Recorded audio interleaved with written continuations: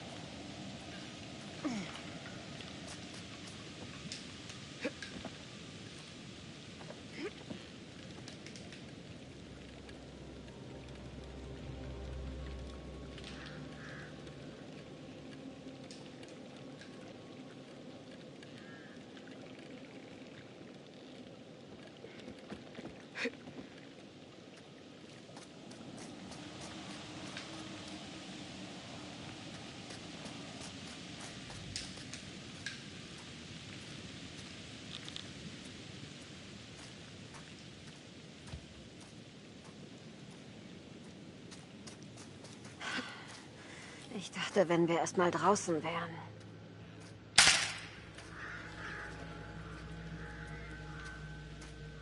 Wir sind im Wald. Könnte alles sein.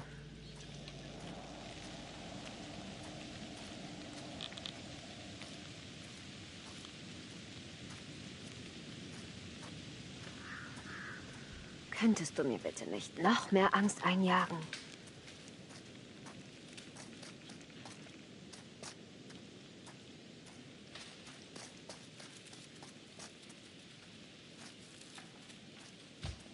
Ich würde Charlies linkes Ei geben, um jetzt in Topeka zu sein.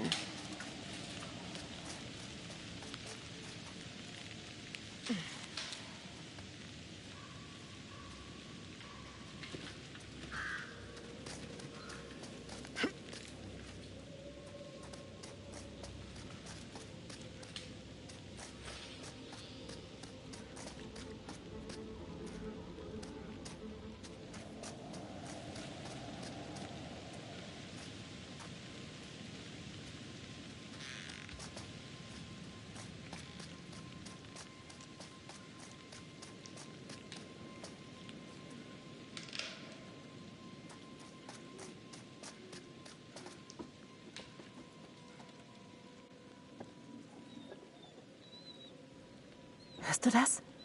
Was? Klingt wie ein Winseln. Ist das...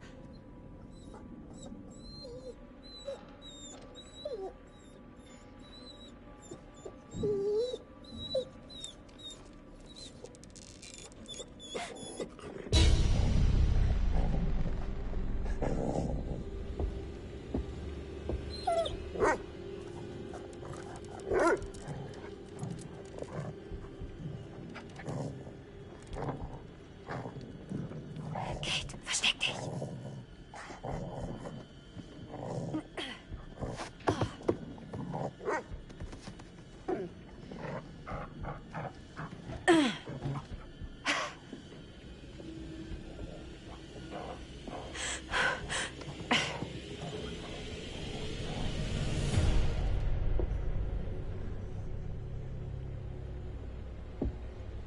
Alles gut, Kleiner.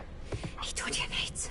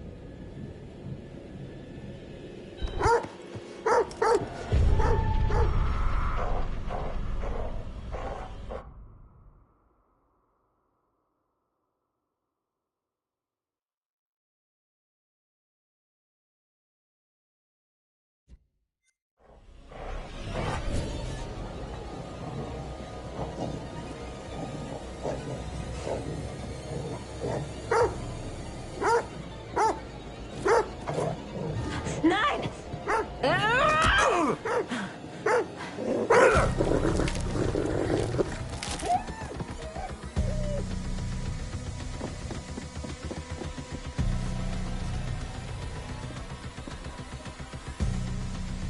Runter vom Weg!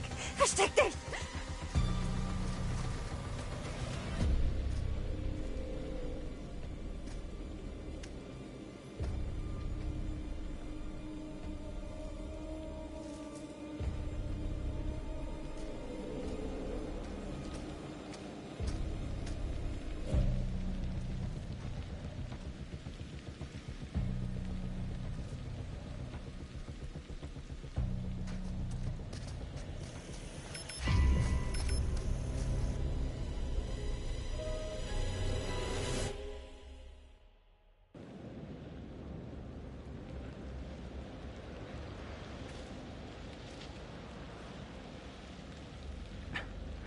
Sind Sie hier? Wir müssen irgendwie reinkommen. Was, wenn sie nicht da sind? Eins nach dem anderen.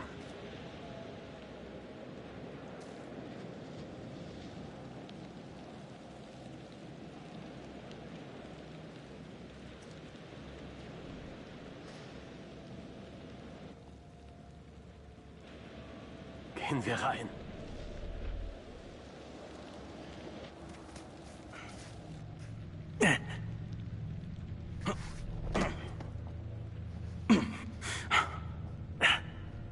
Ja. Ja.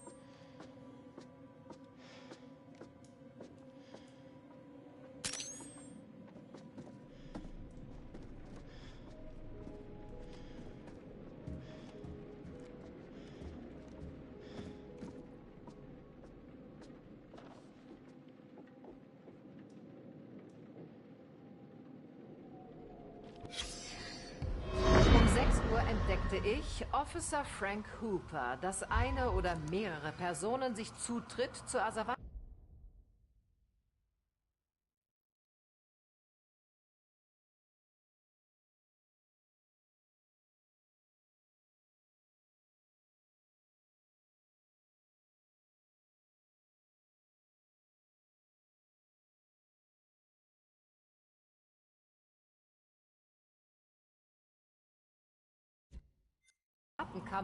in der West State Street Nummer 1612 verschafft hatten. Unter den vermissten Gegenständen befand sich Beweismaterial aus der Wohnung des ehemaligen FBI-Agenten Hector Monday.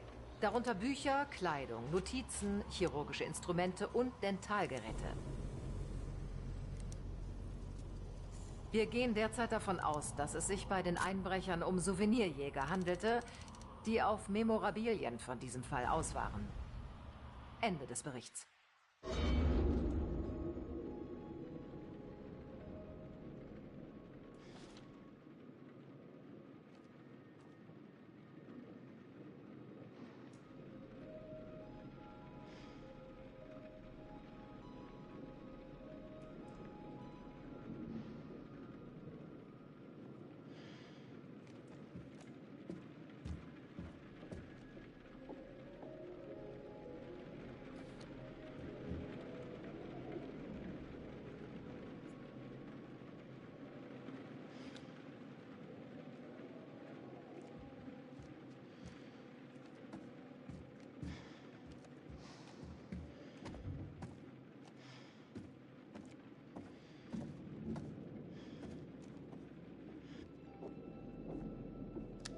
Mr. Dumet, ich will mein Team tot.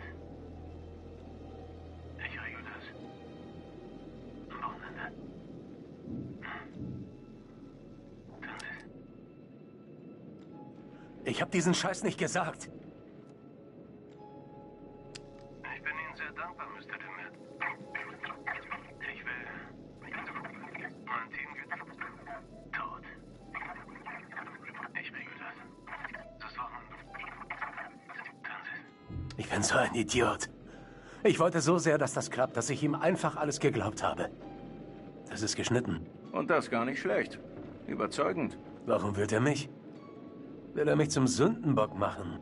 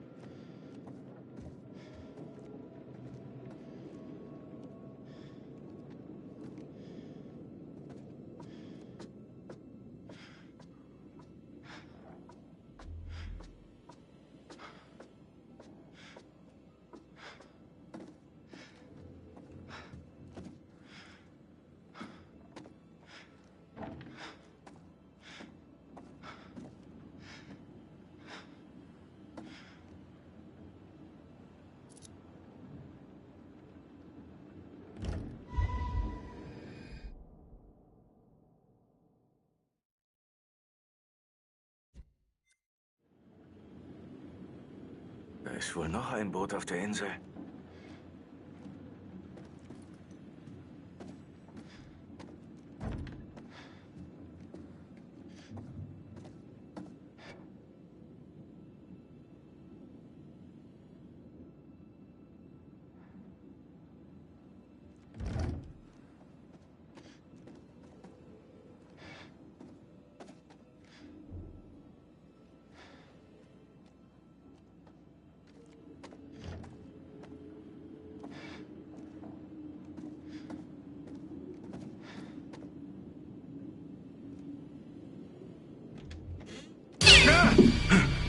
Mein Herz. Ich bin eh ein Hundemensch. Mark, was zur Hölle war das? Ja, nur eine blöde Katze.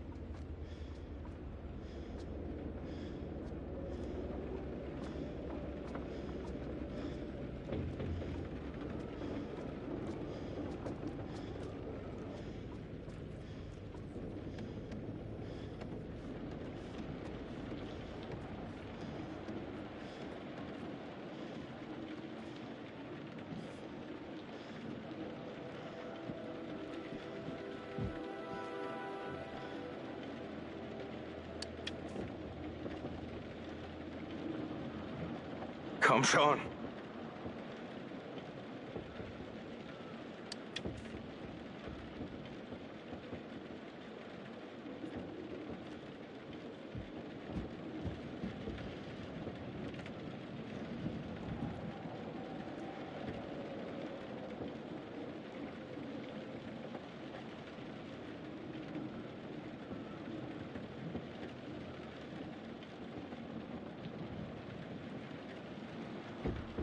Niemals.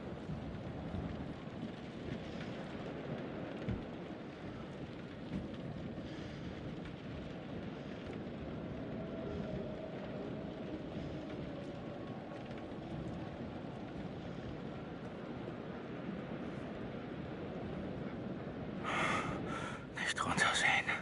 Nicht runtersehen. Nicht runtersehen.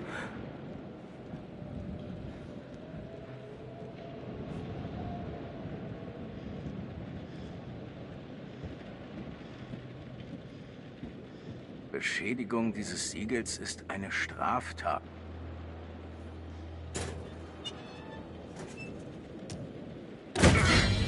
Ja.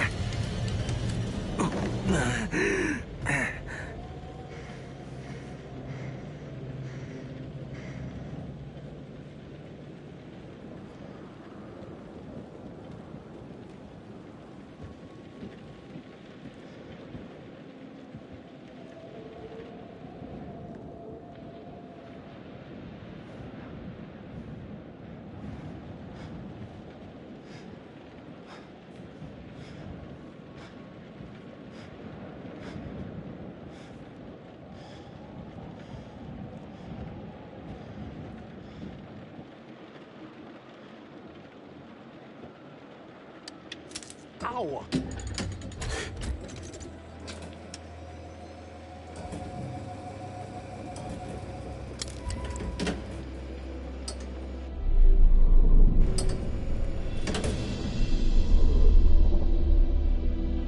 Oh, ah. Fuck ja! Wow!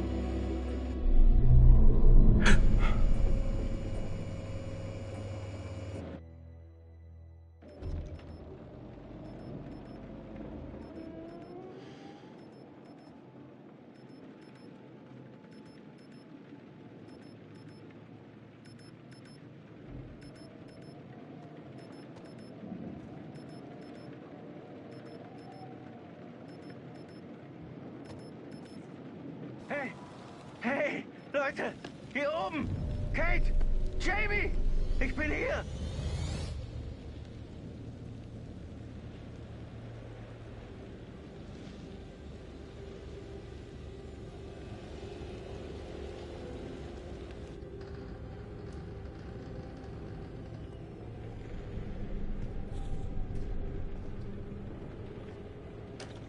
Was zur Hölle stinkt hier so?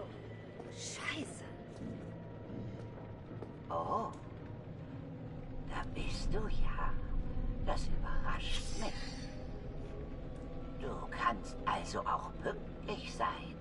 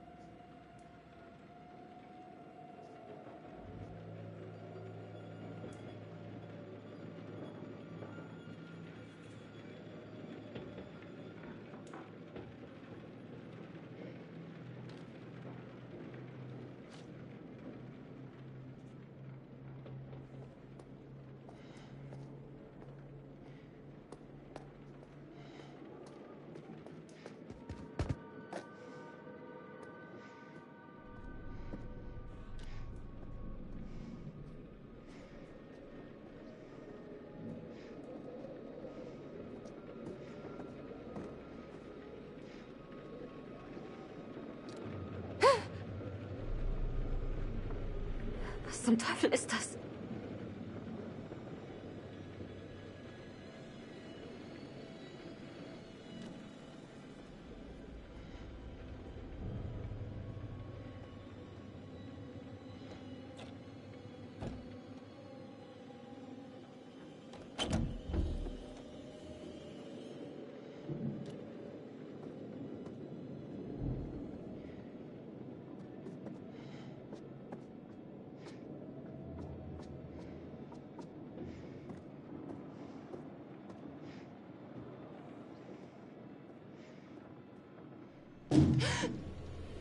Oh, Gott sei Dank.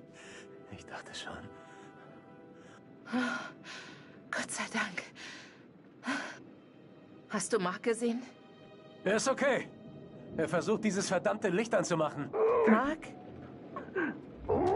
Bitte sag mir, dass du mich hörst.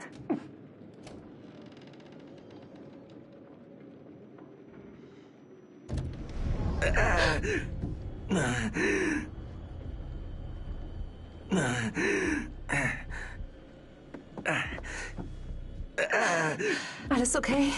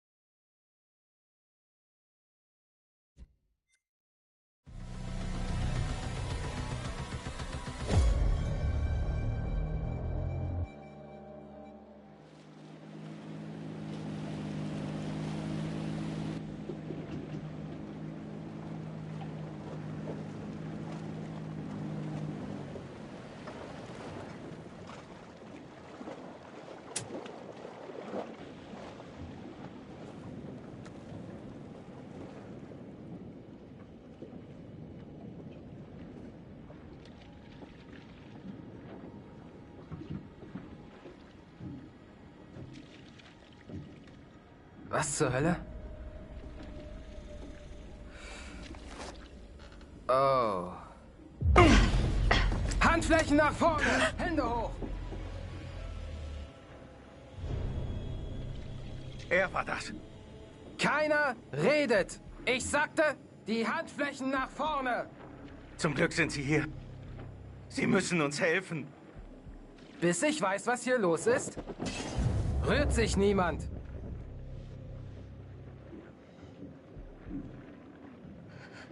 Das Boot. Ernsthaft, Lady?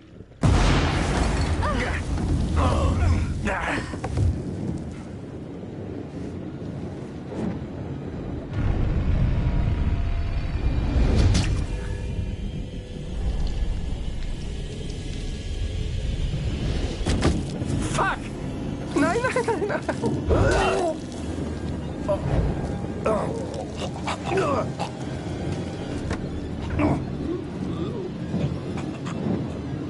Da! Weg hier!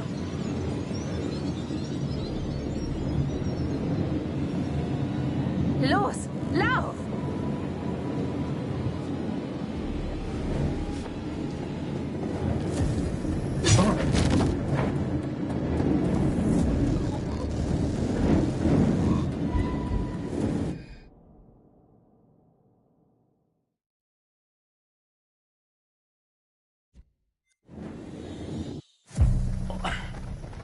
Na los. Hier lang. Könnte gehen.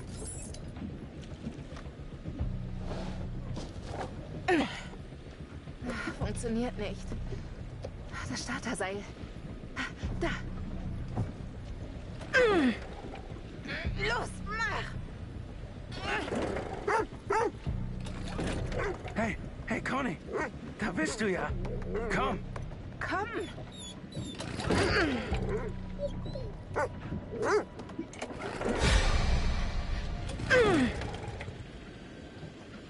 Spring an! Los!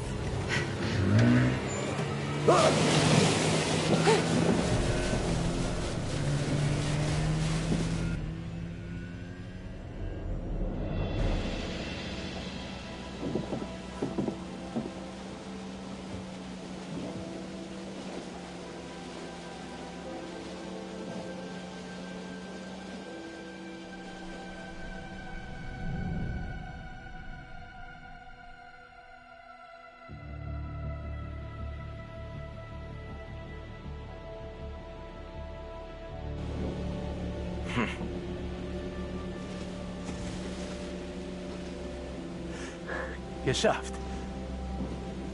Es ist vorbei. Nicht alle.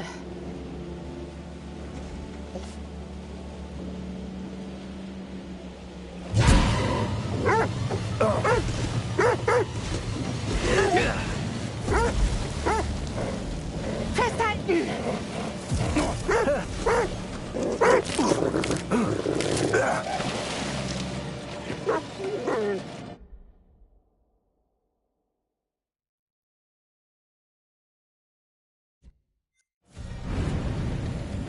Nein, nein, bitte!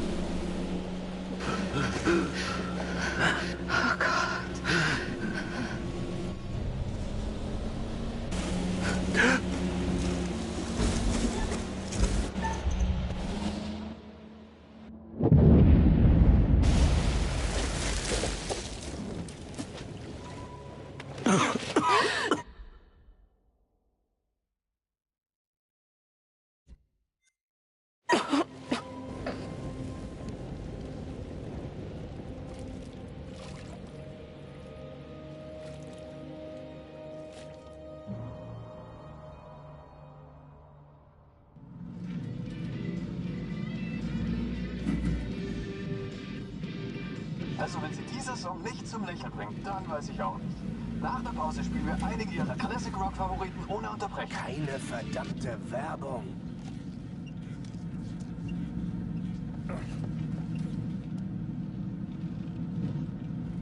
Oh. Mist. Shit!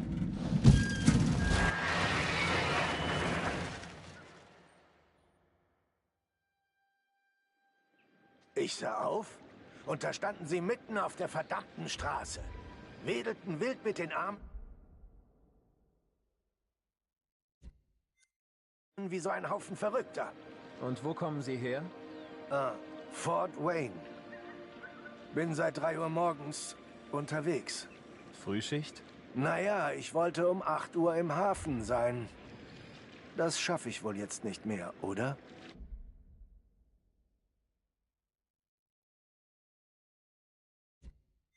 Wahrscheinlich eher nicht.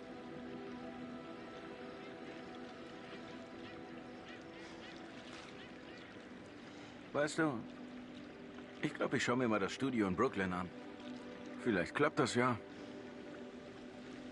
Nach all dem klingt ein Neuanfang nach einer guten Idee. Ja. Nur versprich mir zu sagen, wie es läuft. Nur wenn du mir weiter deine ungebetenen Ratschläge versprichst. Na klar doch.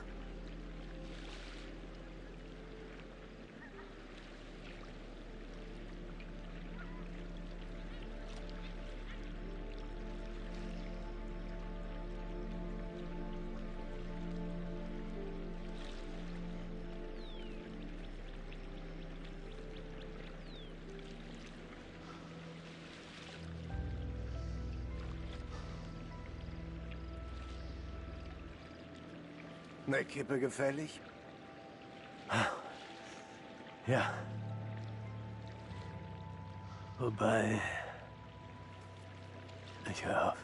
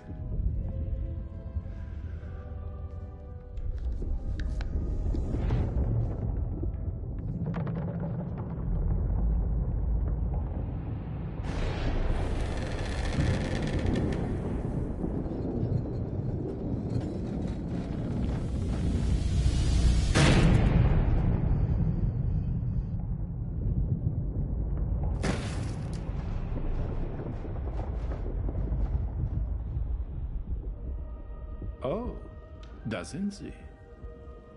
Alles hat einmal ein Ende. Aber wie gut war dieses Ende für unser Filmteam? Die meisten haben überlebt, bis auf eine unglückliche Person. Nun, Ruhe in Frieden. Aaron. Die Neue im Team hat alle mit ihrem Mut überrascht, doch jetzt ist sie wohl im großen Tonstudio im Himmel. Was ist mit den Überlebenden? Hat sie diese Erfahrung verändert?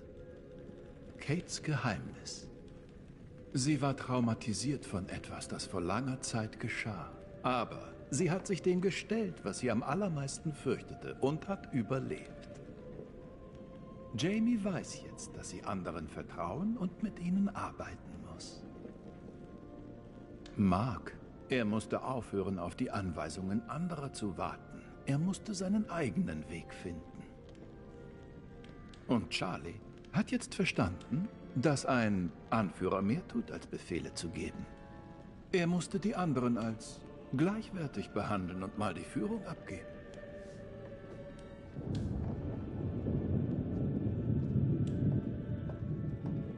Um den Papierkram kümmere ich mich morgen. Sie finden selbst nach draußen? Es war, wie immer, erhellend. Wir sehen uns sicherlich wieder. Nun, bis dahin. Auf bald.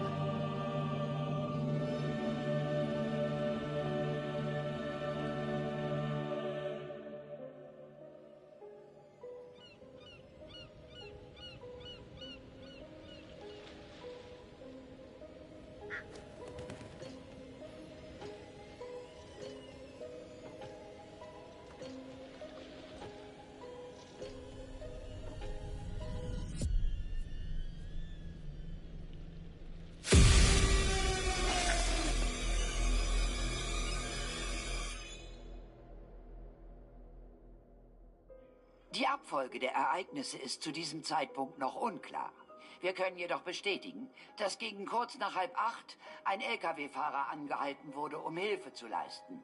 Kurze Zeit später war auch die Polizei vor Ort. Die überlebenden Planet Entertainment, das Team hinter der Doku-Serie Architects of Murder. Verdammt! Anscheinend sind sie ihrem Stoff tatsächlich etwas zu nahe gekommen. Und wurden leider selbst zum Opfer. Zumindest hat ihr Albtraum jetzt ein Ende. Heilige Scheiße! Erinnert ihr euch noch an mein Video? Wie könnten wir? Du erwähnst das doch bei jeder Gelegenheit. Was? Ja, ich habe so viele Klicks. Ich habe was gewonnen. Jetzt sag schon. Einen All-Inclusive-Aufenthalt für 5 Personen auf einer Insel. Jetzt bin ich ganz Ohr. Ja, Mr. Dumet meint, sie werden sogar eine Limo schicken. Das wird ein Riesenspaß.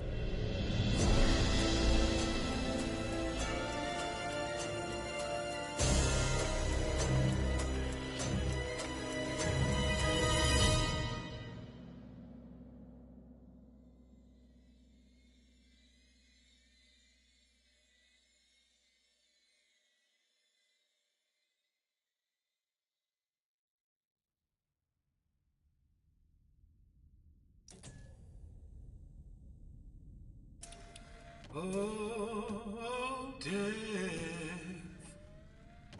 Oh, death. Won't you spare me over to another?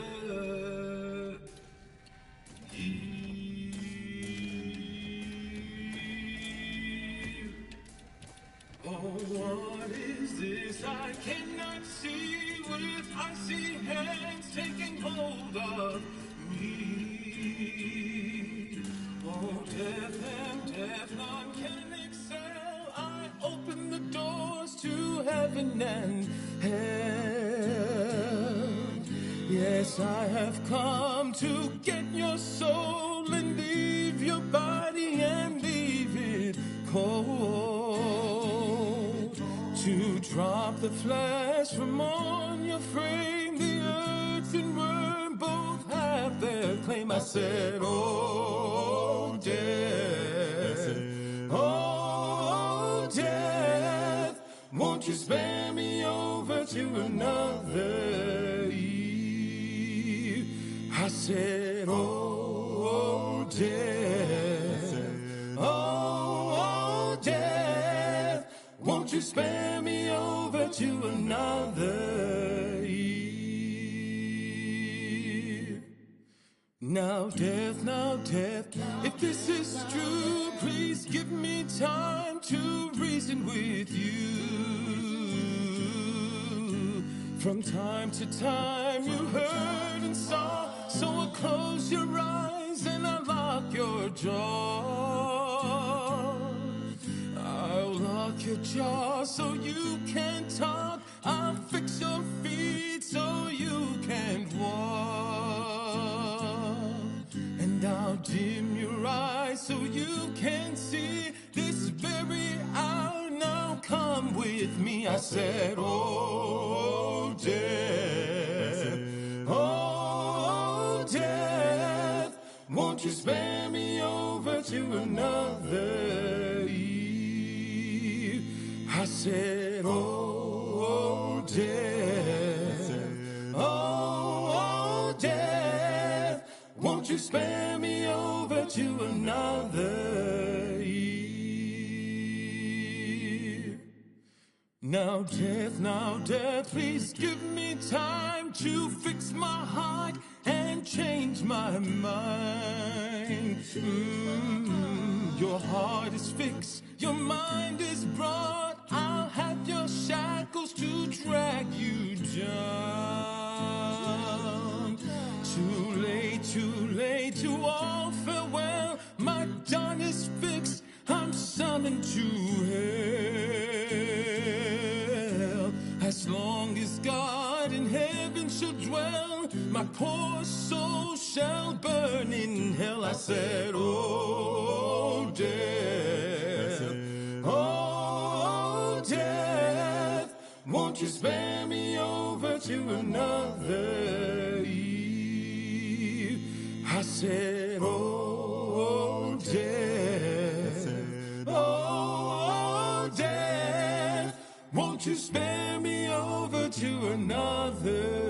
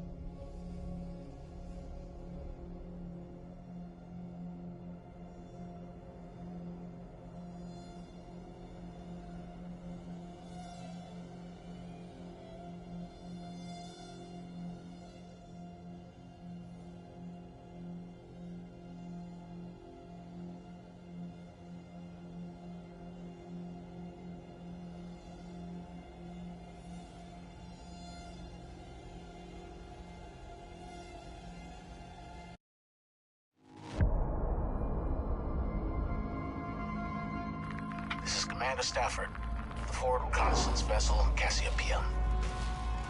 After successfully rendezvousing with a Charybdis marker, we have detached the booster ring and spurts are high as we make our final approach to Tau Ceti F. The ship has suffered a hull impact, but damage is minimal, and our technicians are restoring full functionality. This is Thomas Carter. Something's wrong with Sims. She's trying to kill me. I think... Our next transmission will be broadcast from orbit around humanity's future home. Stafford out.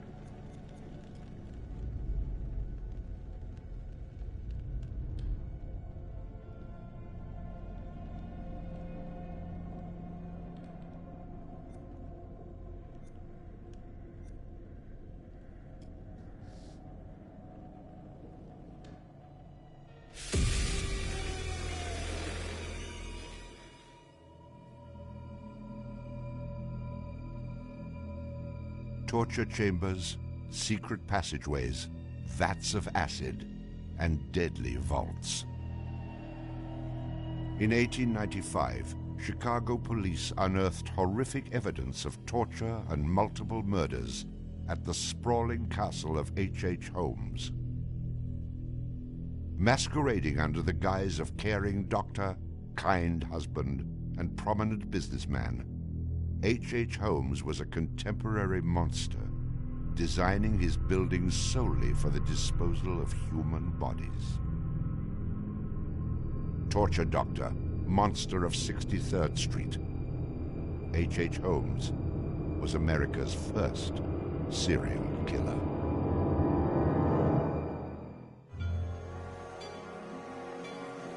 Just south of Chicago, the suburb of Englewood was thriving with commerce. The train station itself had 9 leading lines of railway and over 100 trains stopping there every day. No other suburb of Chicago had this luxury. Dr. Henry Howard Holmes, a pleasure to meet you. Arriving in Chicago, Holmes finds work immediately at the E.S. Holton drugstore, located at the southeast corner of 63rd and Wallace in Englewood. Several months later, Everett Holton dies of supposed natural causes. Then Claire Holton, his wife, disappears after selling the drugstore to Holmes. Owning the drugstore, Holmes had a steady flow of cash. He would often purchase and resell goods and properties under his numerous aliases. In addition to scamming creditors, Holmes obtained his funds from other phony inventions, such as a mineral water elixir, which in reality was obtained from the city's water supply. 1888, Holmes secures a lease on the vacant property across the street from the drugstore, the southwest corner of 63rd and Wallace. It is here that Holmes will make his horrific dreams come true. He will construct a building for which the entire world will remember him. Fantasies start very young, and so what he did then was he took a step furtherance of his fantasies to make it reality. And probably, if we had done a little bit of investigation back then, we would have seen things like his plans, but not just plans for a building, because we'd expect to see architectural plans, but plans for his torture rooms. For the suburb of Englewood, the building Holmes is erecting at 63rd and Wallace is a massive construction project. Day after day, passers-by stop to gaze at the spectacle of the many laborers working together to create a magnificent new edifice in their neighborhood. Englewood residents were so impressed with the massive building that they named it the Castle. From its outward appearance, it seemed rather normal. But like the duality of homes, the exterior and interior of the building were extremely different. Holmes himself was the architect of the building. He was the only one who knew its design. There was this constant turnover of workers on the building. He would hire a mason to put in a wall and then fire the guy, or hire somebody to put in part of a staircase and then fire him. And there seemed to be several very sinister reasons behind that. One was he managed not to pay a lot of these people because he was always claiming that they were doing incompetent work. But the other, much more insidious reason was that no one except him really had a clear idea of what the structure of the interior of the house was. He had a huge bank vault installed in one of the rooms. And the way he did it was he put the vault in first while the building was under construction, and then built the room around it. And he bought this thing on credit and then refused to pay for it. The bank company said they were going to repossess the vault. Holmes said, well, you know, come on in and do, but if you damage my building in any way, I'm going to sue you for everything you're worth. The bottom floor of the castle housed a pharmacy, jewelry store, barber shop, restaurant, and a blacksmith shop. Behind this innocent facade was a Gothic house of horrors designed by the mind of a monster.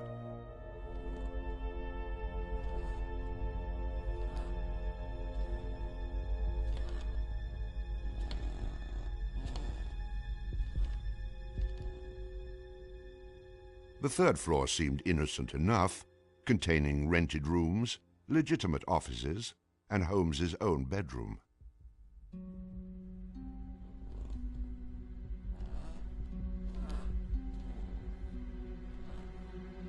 But it was the second floor that contained 35 rooms, many specifically designed as killing chambers.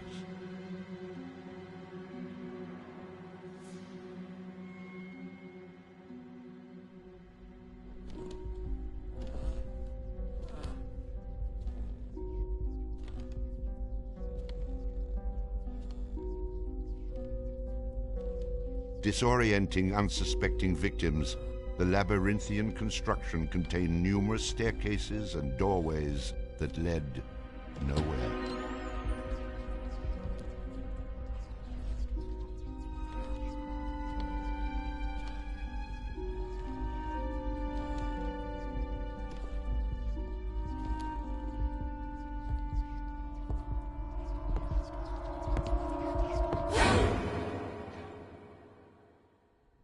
For a quick method of hiding a victim's body, a concealed greased chute and trapdoor led directly into the basement of the castle.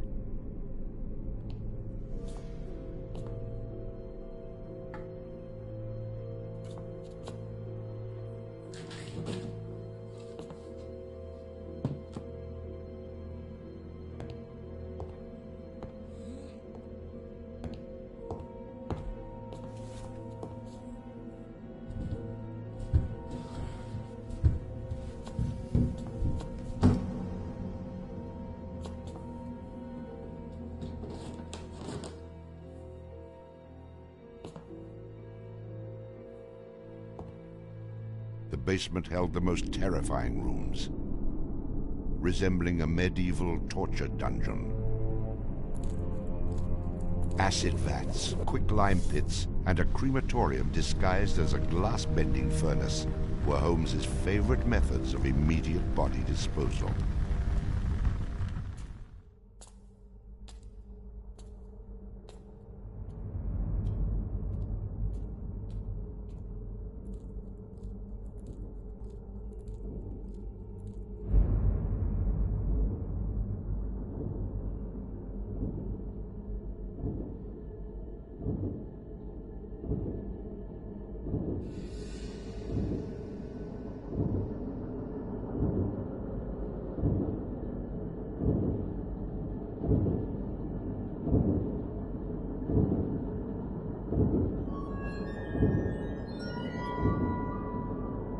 After cleaning and mounting their bones, Holmes would profit from his victims by selling their skeletons to local medical schools and universities. Holmes would make a killing in Chicago, financially and literally.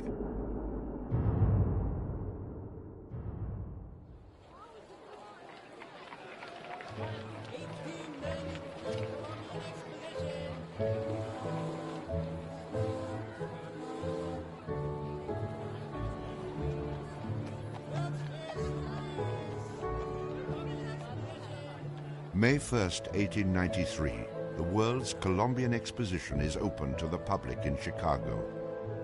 Spanning 600 acres, sprawled out along beautiful Lake Michigan, the magnificent fair is a monumental sight to behold.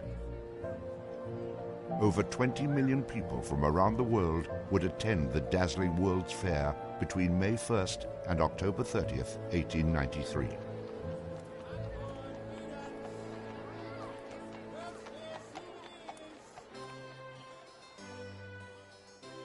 Holmes utilizes the World's Fair as the perfect opportunity to capitalize on his demented design of the castle. Located only a few miles from the World's Fair, Holmes's castle was perfect lodging for tourists. Holmes decides to rent rooms to visitors of the fair. He entirely renovates the upper floors of the castle, bringing in the most modern furnishings and luxuries, all purchased on credit, which Holmes had no intention of repaying. In addition to placing newspaper ads for rooms to rent, Holmes visited the fair with several of Benjamin Pitezel's children, preying on elderly women who flaunted their wealth, making sure he invited them back to the castle for a warm night's stay in a soft bed. They're not calling their relatives, telling them where they're at. They just know that they're going to Chicago to see the Columbian Exposition. Perfect victims, because they're unknown in the city. Their relatives, wherever they came from, know that they were coming to Chicago, and they never came back. Now, how do you start to find them? They don't even know where they stayed. Perfect, easy victims. I'm sure some of them got in and out of his place with no problem. And others, they walked in and they never checked out. Some of the rooms had been completely lined with asbestos to make them soundproof. Hidden in Holmes's office was a master control panel which connected to gas lines leading into airtight sleeping chambers. Holmes would lead his victims into the rooms, lock them in, and turn on the gas, asphyxiating them while watching their demise. Let me out! Holmes, let me out, please! Holmes! Holmes! Holmes, please! Holmes! At the height of the World's Fair, Holmes masterfully juggles his castle businesses, renting rooms, dodging creditors, selling skeletons, and attending to the needs of the many women in his life. I have had many young ladies in my employ, most of whom are still living in and about Chicago, whose parents and friends know only too well that far from being their seducer, I have done much to materially help them in their narrow lives. Being a personable, attractive young doctor and businessman, Holmes won the hearts of many women throughout his life. At one point, Holmes managed to secretly have 3 wives, each never knowing of the others. In 1890, Julia Connor became Holmes's employee and mistress, living at the castle with her daughter Pearl. When she became pregnant and demanded marriage, Holmes agreed on the condition that she allowed him to perform an abortion on her. She agreed. Neither Julia nor her daughter Pearl were ever seen again. Just a week later, Holmes sold a clean, articulated skeleton to the Hahnemann Medical College for nearly $200. In 1892, Holmes acquired another mistress, Emmeline Cigrand, and employed her as private secretary. Holmes sent Emmeline into the vault to retrieve some papers and sealed it, suffocating her to death. Several weeks later, the University of Chicago acquired a female skeleton from Dr. Holmes. In 1893, Minnie Williams became Holmes's new private secretary and eventually his mistress. Minnie was the beneficiary of a property in Fort Worth, Texas, valued at over $40,000. Holmes murdered Minnie and her younger sister Nanny after having Minnie sign over the Fort Worth property to him. In 1894, Georgiana Yoke became Holmes's third wife. He married her under the name Henry Mansfield Howard. Like his other legitimate wives, Georgiana lived out her entire life. On July 19, 1895, Chicago police enter the Holmes castle. The world would now learn of the horrors that the castle had kept secret for so very long.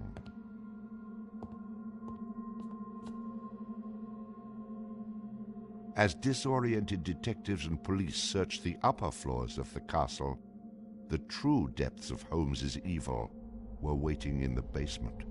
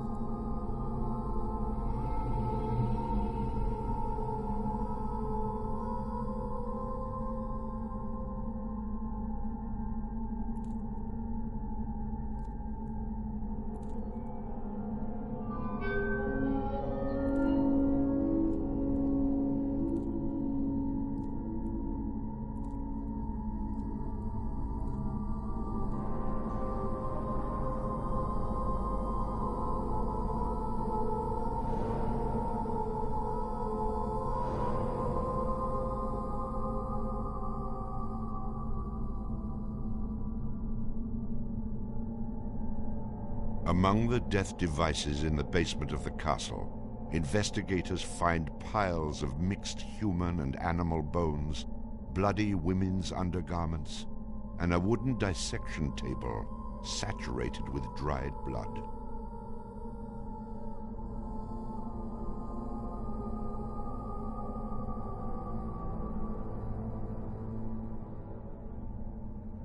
Chicago police were inundated with names of people reported missing from the World's Fair. 50 missing people were eventually traced to the Castle of Horrors. The evidence, blood and bones found in the basement posed a problem for 19th century criminal investigative techniques. It was very difficult to go and identify even the bones as being human in origin, because with the very small fragments you didn't have enough of the identifying characteristics to be able to make that ID.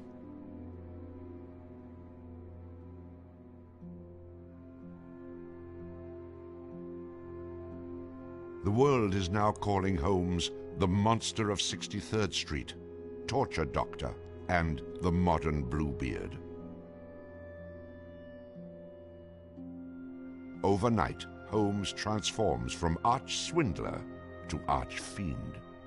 A Chicago journalist calls Holmes a multi-murderer. The Holmes case generated this incredible amount of national attention and really international attention. Really in his own time and in America, Holmes was much more notorious and more widely known than Jack the Ripper, who was a contemporary of his. Then as now, people were very, very fascinated to sort of visit the sites of these terrible crimes. And his castle became a kind of tourist site. And there were various people who were wanted to take it over and turn it into a kind of murder museum. And then, just before some impresario was about to make it again into this tourist attraction, it burnt down. Somebody burnt it down. I mean, it could have been, who knows, some outraged citizen who didn't want this to become some very morbid tourist attraction.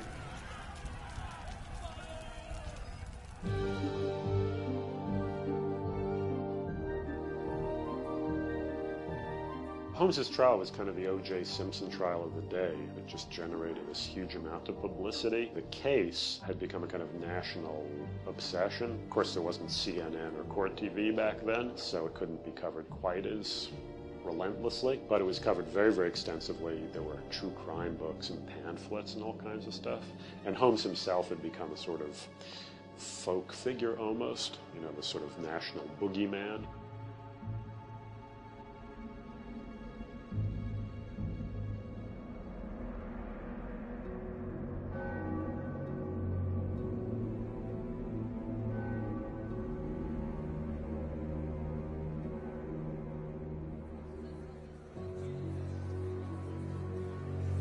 The courtroom fills for the final verdict to be read.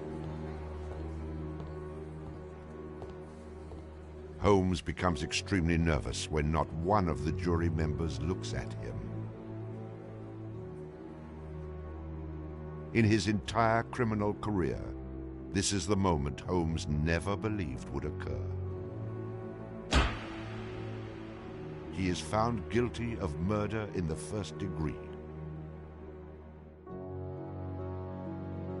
Herman Webster Mudgett, alias H.H. Holmes, would be hanged on May 7th, 1896.